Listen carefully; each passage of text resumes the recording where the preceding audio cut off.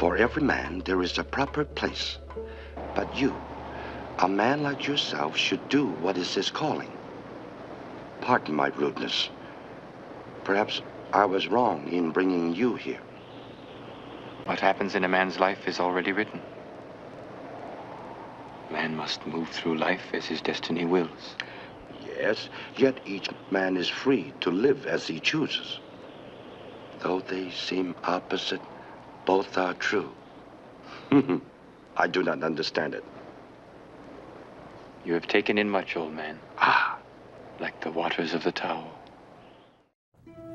This is one of my favorite lines within this whole series because it reveals a truth that is rarely ever discussed or understood.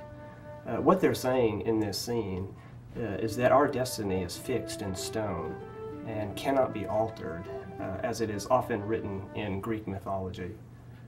But at the same time, and somewhat paradoxically, we do have the freedom to choose our will, or to choose that which fulfills us. As the old man said, though they both sound opposite, both are true. So the big question is, do we have free will and free choice? Or is our destiny predetermined and fixed? This question has been debated and wrestled over with for hundreds of years. There are those who believe in absolute free will, that each of us is free to choose what he or she wants. And then there are those who are known as determinists, who believe that all events, including human thoughts, emotions, and actions, are completely determined by all the preceding natural forces and laws of the universe. In other words, because of the basic principles of cause and effect, and all the laws and how everything must interact, the universe must unfold in a certain predetermined way. Many assume that this means that we do not have any degree of free will, and therefore cannot be truly held responsible for any wrongdoing. It also leads to the idea of a cold, mechanized universe void of any real morality. But I don't fully agree. I believe the universe is always unfolding exactly as it has to, due to its own unchangeable natural laws and forces that have always been in place and which govern all things. But I also believe we do have some degree of free will, and that our choices play a profound role in how the universe was always meant to unfold. Let me try to explain this more clearly. We are indeed free to choose our will, given the available options, to choose that which fulfills us. And here's the really tricky part. We don't get to choose that which stimulates us to choose the way we choose. Now, if you don't remember anything else I say in this whole video, at least remember that one sentence, because it's the most important. Everything else I say may come out blah, blah, blah, blah, or as in the Charlie Brown cartoons, we all behave according to our design and upbringing. Honeybees can't help but to want to buzz around from flower to flower, suckling and collecting nectar, because it's in their nature to do so. Crickets can't help but to get off on rubbing their legs during a humid night. Fish have no choice but to want to swim in water and to go after those flashy lures. Rabbits are sometimes compelled to hop around and thump their foot. All cats like to lick their butts. Each cat probably thinks it came up with the idea and was the first to do it, but what cats don't realize is that cats have been licking their butts for thousands of years, because it's in their, due to their very design. It's in their nature to want to lick their butt, to chase mice, to purr. When a spider spins a web in that intricate pattern we see, it must think it is the original author of that design. And the spider does get to do as it pleases, and as far as it's concerned, it is the original author. But there is that which authors the spider, and that which authors what pleases the spider. and that is the universe. We have to ask the question, why do these life forms enjoy doing these things? And it's because of their genetic makeup, their inner biochemical processes, their neurotransmitters, and their hormones that they are driven to do what they do. All things which are beyond their control. A rabbit must act like a rabbit, a cat must act like a cat, and a spider will always want to spin that web. They were born with these tendencies and these inclinations to have certain urges. Humans have inborn inclinations too. It's why some people, to some degree, are truly born gay or bisexual. I mean, this is why gay males, can't stop thinking about boys' butts, and why straight males can't, stop thinking about girls' butts. It's in their nature to do so. And remember, environmental factors play a crucial role too, such as climate and how we are all raised. In fact, it's 50% responsible for our behavior, as psychologists and sociologists will testify. I may choose to go left instead of right, but we have to think about what stimulated me to choose left. You see, I don't have control over what motivates me. None of us do. Let's say that you choose to go fix yourself a banana split, which actually sounds pretty good right now, instead of chocolate chip ice cream. There are reasons you chose that. There were biochemical factors involved, past memories of eating banana splits as well as chocolate chip ice cream that all led up to that specific inspiration, that decision that caused you to favor and choose a banana split. Reasons that are beyond your control. Even genetic factors like how your tongue responds to certain flavors or how your body responds to certain foods. A horse may choose to eat hay, but due to my genes, I never will. So certain things came together to inspire you to think, I would like to go have a banana split right now, or whatever it is that you prefer at the moment. But what is responsible for that? Ask, why does that inspire you? Why does it satisfy you? It's all those little forces that we all have within us and around us that constantly steer us and govern what we think and what we feel, and ultimately how we choose and how we behave. I hate to say it, but ultimately we are all like puppets, and the universe is the ultimate puppet master pulling all the strings. Each of us is doing exactly as the universe dictates due to all of its unchangeable natural laws and forces. I realize this view may be upsetting to many of you because most of us like to think that we are in complete control of our own destiny and that we are solely responsible for our actions. But underneath it all, if you really examine it, we're really not. In truth, we're really all just along for the ride. This is why we shouldn't be too hard on anyone who makes a mistake or be too unforgiving towards hardened criminals. Even when it comes to rapists and terrorists and serial killers, we often cast too much blame and ridicule upon wrongdoers. It's easy to hate those who torture and kill others or have kidnapped and raped little children. But ultimately, it's really not their fault that they didn't know better or that they were driven to do these horrible acts.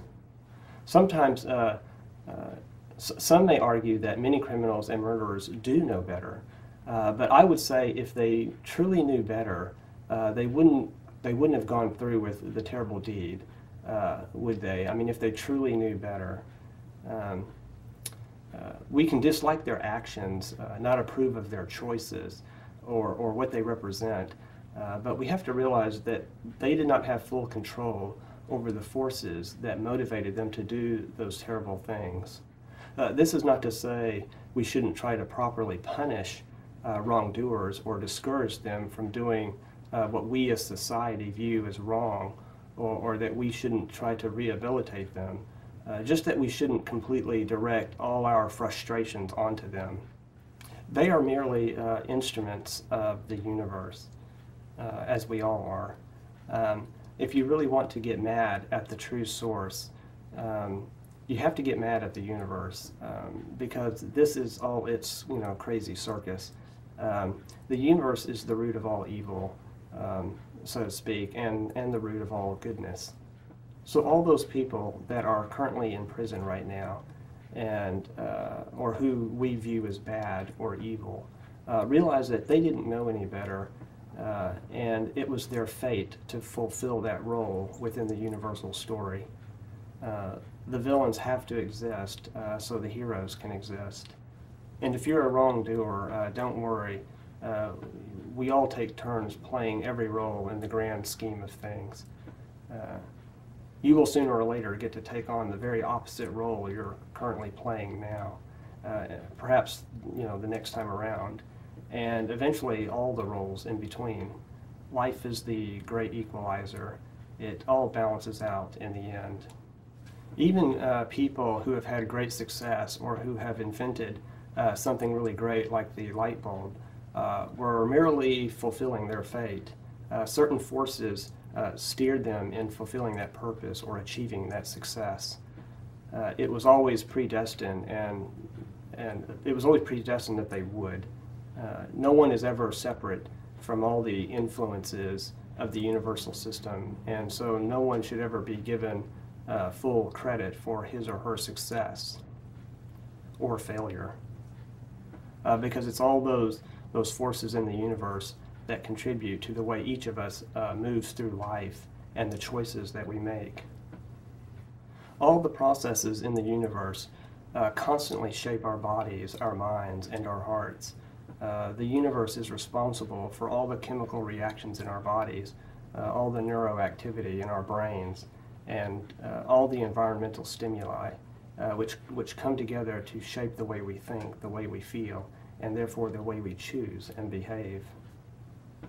But that shouldn't change the fact that we should all constantly try to do our very best to make certain choices and to make good decisions, because when we do that, we are fulfilling our fate that was always meant to be, and increasing the odds that our fate turns out positive, or as we would have it be. So if you try to be a good person, you're going to increase the odds that good things will happen in return, or that the universe by default and by its own laws of nature will reward you. The opposite is true too. If you walk a crooked path, the universe will eventually punish you by the consequences of your actions.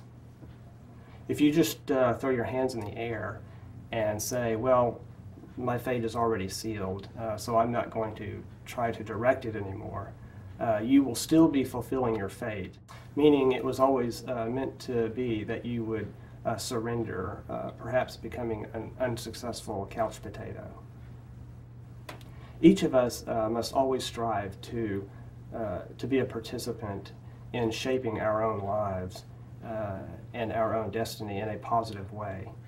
By doing so, you will increase the odds of fulfilling that very destiny that was always meant to be. What we will to happen does increase the odds it will happen. So we want to go ahead and try to make good decisions and try to choose things that will have a good, positive outcome. Now, when you really get down to the essence of what motivates us to choose one thing over another, it all has to do with pain versus pleasure. When any of us make a choice, it is intended to be the one that will satisfy us most. Thus, all choices are fundamentally based on our perceived experience of pain and pleasure. If someone chooses to remove his coat, you can be sure it was to improve his situation, to avoid some form of discomfort or displeasure, like the heat. If one was to keep the coat on regardless of the uncomfortable heat, it would be to avoid some other displeasure. For instance, he may be wearing a shirt that he may be too embarrassed to reveal. We are always striving to minimize pain in order to maximize pleasure. though perhaps not always right away. We may do things that initially bring forth pain in hopes of securing a preferred pleasure later on, like mowing the lawn on a hot day so that we could get paid at the end of the day. Or one may choose to even sacrifice his own life for another, because the final outcome pleases him more. No one can escape this reality. It's like those Chinese boxes within boxes within boxes. Every time someone may think he or she has beaten this reality of a predetermined universe, it can be shown that ultimately all is predetermined and governed by the universe. Also, in order to say we all have complete free will, we would have to have complete control over all the variables and all the forces that exist, and we don't. In fact, we are actually given a very narrow selection of options to choose from. For example, I can't just fly to the moon like Peter Pan, although without the green tights, and do that safely. I have to follow the laws of physics, and so we are all very limited. So again, we do get to choose from a relatively small set of options that which pleases us or satisfies our cravings, but behind the curtain, so to speak, there are forces that force us to choose the way we choose. Now, some have used quantum physics to make the argument that the universe is not truly predetermined, and that our own desires and expectations influence certain outcomes on a quantum level, and thus extend into the macro-Newtonian level. For instance, if one was to flip a perfectly fashioned coin that was truly unbiased and willed the coin to turn up heads, in all probability it would. I have studied quantum theory and quantum mechanics in past years and do not agree with many aspects of it. For example, I don't believe the likelihood of any future event can ever be truly and perfectly 50%, such as with the flip of a coin within a given moment, though we treat it as such mathematically. I believe there is always a bias in nature, usually hidden from us observing humans measuring the circumstances, even at the quantum level, that collapses the probability wave function the way it does. In my view, the universe is ultimately responsible for all biases and for all outcomes. I agree with Einstein. God does not throw dice. We measure and communicate the world in the form of mathematical probabilities because we humans cannot perfectly predict any outcome. But from the universe's point of view, if it had one, all events are always predetermined. The universe will unfold as it was always meant to unfold. For instance, even before the planet Earth was formed, it was preordained that Abraham Lincoln would be assassinated in 1865 by John Wilkes Booth. Nothing could have ever changed that. If we could somehow rewind the universe and go back in time to set things in motion a second time, all events would occur just as they did the first time around. However, quantum theorists would have us believe that it may be different the next time around, that the wave function may collapse differently. The probability wave function may collapse differently. I don't believe the universe works that way. I would love to hear from any of you, whether you're strictly a determinist or believe in complete free will. Please feel free to choose to comment and share your thoughts, because it's a subject that is rarely discussed. So yeah, please provide your input. Okay, I guess I'll end it right there and we'll sign off. As I often say, stay balanced.